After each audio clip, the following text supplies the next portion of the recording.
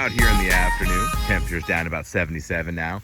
Much better than the 85 plus with no wind. We got a cool breeze now. We got Kendra over there. We're spot watering in our trees that we planted today. She's watering a Lila avocado. There's his twin sister over there. And then we got a mulberry bush right here. That's the next to be watered in. And this is all planted in the arborist mulch. And man, look. Just look at all these mulberries. Can you show me? We picked this up from Pete at Green Dreams. There you go. Yep, Giovanni's helping me out here. And this is just kind of an update. We're going to show you guys where we're at and what we're doing. So we got the plum tree, which I had no intention of buying another scarlet plum, but it was just such a big, beautiful tree. So long story short, we like to give it about 5 minutes of direct water at the base. You want to do this once or twice a day, depending on how dry it is. We're not getting any rain, and there's no rain forecast for the next 10 days, at least where I live in zone 9B. So we're going to wet it down a little bit. All right, we'll come back at the next ones, and I'll swing wide and show you the update on the old ones. All right, here we are at the Lila avocado tree I planted in October. Now, we found out from the people at the nursery, and we weren't 100% sure, but according to them, all of that will mature as long as this tree is in the ground. So, I mean, you can see on each branch at the end of them, just tons and tons of avocados that'll come in. So over here, it's gonna be guac and roll. And then we have my Pakistani mulberry here, which I wasn't expecting to get any fruit from it just yet because it really browned up and kind of was just twigs over the winter. So for now, the ever-bearing mulberry I just bought will have to give me all the mulberries I want.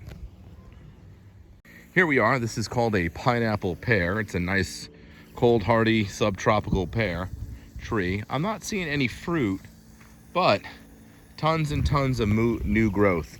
It's looking absolutely great. As you can see, I'm using my hand to bring the focus in a little bit, but tons of new growth. Up at the top, all of those buds are coming off. Right there, nice little green spot. Doing real well. So we'll see if this fruits or not. Not 100% sure. I meant to pick another one up and I forgot. Love peaches. Love them. Yeah. What? You like peaches? Yeah. And here at Leave Me Alone, I'm Busy Farming. We show our successes and our failures. As much as everything else is thriving, my cranberry hibiscus did not make it through those couple of harsh freezes, which is fine. I mean, I was hoping it might pop up a little bit, but it's not looking like it. And this is kind of rough here. This is what you get when you don't quite have enough tree mulch. So my game plan is I got a tiller and I will turn this soil over. Now there is mulch at the base of the trees. I will turn the soil over, put cardboard down, and put down the rest of the mulch, which I have cooking over there. And I intend to get more mulch delivered.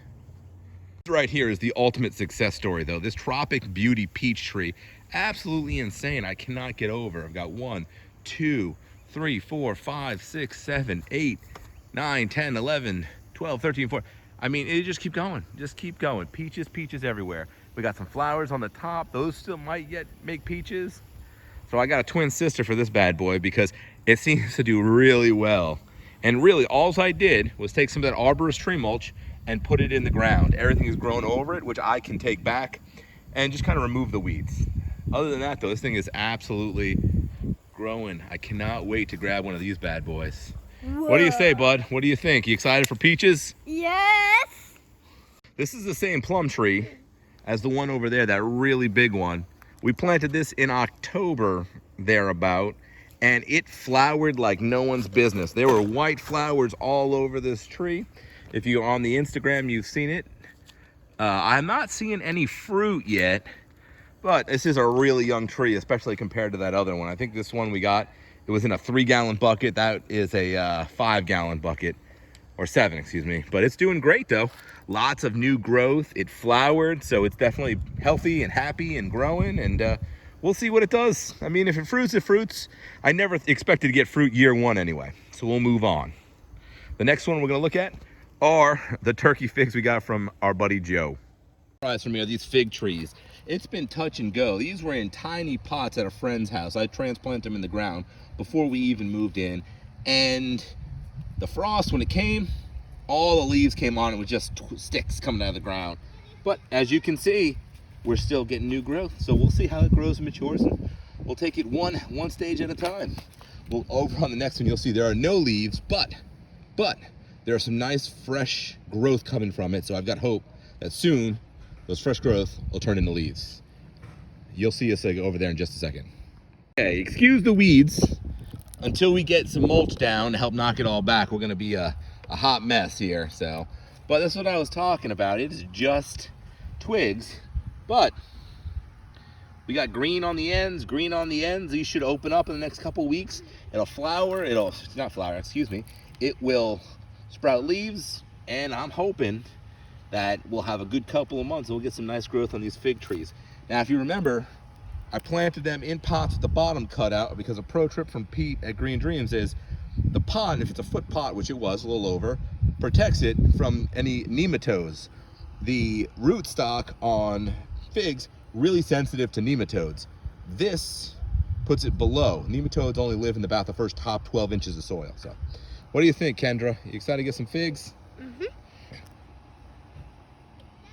All right, here we are back where I got the bananas growing. Once again, my Ornoso bananas did not make it, but my Thai dwarf, I tell you, I was concerned that I was going to lose that one too, but it survived the cold, started warming up, must have had a good central root structure underneath, and all of a sudden it started popping leaves like no one's business.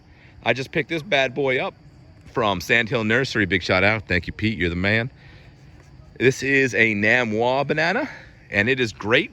I trimmed off the old leaves from it that were dead, and I put some in the ground, you know, sort of by the base when we planted it, and threw some at the banana. So from what I understand, best thing you can feed a banana is pea.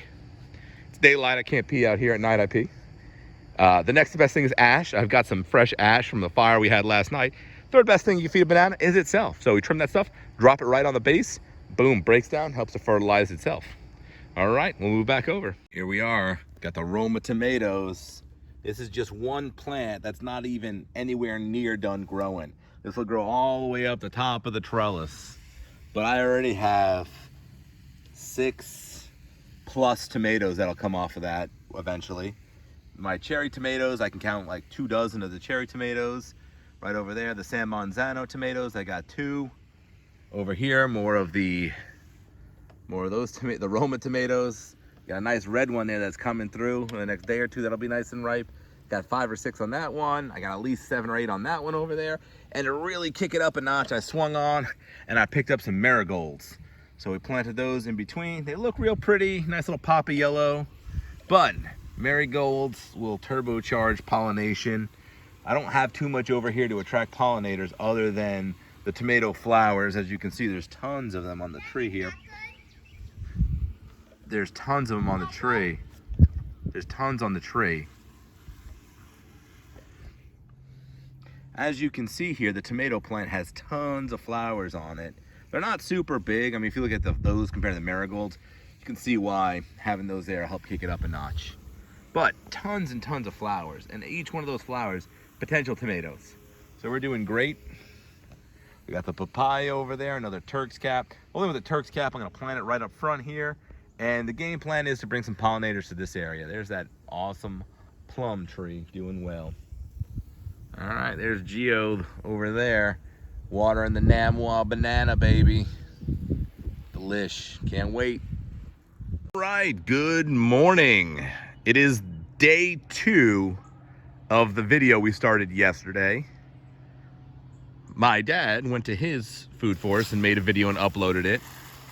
What I'm doing is I'm spot watering, target watering my new trees as their roots established. The game plan is before COVID-19 hit, and we're trying to social distance ourselves. The game plan is to go and install the same micro irrigation. Back behind the wood pile there, I have a separate sprinkler zone 7 that we're gonna tap off of. That zone, because it's all micro irrigation, sorry about the tilt, we'll be able to handle about 56 heads. So, thereabout. Maybe some more, maybe some less. We'll see when we get it up and running. But that's more than enough to target the big boys that I want to really get a lot, like my longevity spinach, my katuk, my monstera, you know, those are some radishes for a little experiment to see how they do, just wide open, not doing anything super fancy, just put them in the ground. And I can tell you, those were started from my daughter's science fair experiment. Absolutely amazing. My Turk's cap is coming back, but we'll target that stuff. The bananas especially, because bananas, you can't give them enough water. They love it, they love it. But also back there behind that brick pile and stuff eventually, I wanna do a couple rows of raised beds. So we'll get cracking on that. My helper's coming on out. And all right, we'll show you how they're doing. But one day, and I'm already seeing tons more growth on the katuk there. That katuk is starting to pop a little green, so it gives me hope. All these things that were dead, I thought were dead, it looked like this, there was nothing, and then boop, boop, it pops up the peanut grass. So this is gonna be my ground cover. Right now I have to hand pull the grass that's popping through, and we laid cardboard too, so it's growing sideways because the soil is just so good.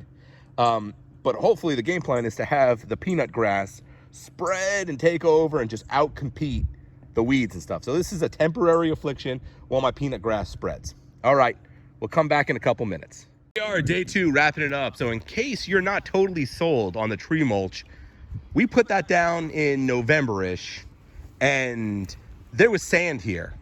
Look at this soil, look how great it is. And furthermore, look how deep it goes down. Here, let's move this to the side. I mean, look how deep we go down before we hit dirt, before we hit sand. We only put about 10 inches, and that's easily a foot. I mean, that's insane. Look how beautiful that is on top. And that's just the tree mulch, nothing else. So if you're not a convert yet, man, there's the proof. All right. Game changer. It is a game changer. All right, we're out here just wrapping up the video, and the thing that's blowing my mind more than anything is how easy things grow in the tree mulch. It's amazing. I planted some tomato plants just for kicks, just to see how they would do, because we had started them in a video a while back. The frost knocked them down almost to the ground, and since it's been warmer out with some slight supplemental watering, they have been growing like there's no tomorrow in this area. So I'm gonna end this video here with, yes, the food forest is doing great, but the trellis along the line of the edge of the food forest is amazing. I highly recommend you check out the video of the food forest and the trellis. But I mean, look at all the tomatoes on there. Tiny plant, tons of tomatoes. That one, tomatoes for days and all that. So that's the exciting thing, all these tomatoes. The game plan is we're gonna extend this trellis down another 20 feet and put another 25 or 30 tomato plants in the ground. There we are. All right. All right, we've got them all watered up, planted in the ground. That wraps us up here for this episode. Leave me alone, I'm busy farming. I hope you enjoy. No Hugh shot a video of the update on his greenhouse and garden. That'll be posted too. So we went from famine to feast. You know, the hiatus is over, even though I'm still rocking Das Boot. Another couple of weeks in that, and I can start walking again with the boot on, then a brace, and then I'll be back to 100%. So videos should start rolling again. All right, we'll catch you next time. And as always, don't forget to like, subscribe, and share the videos.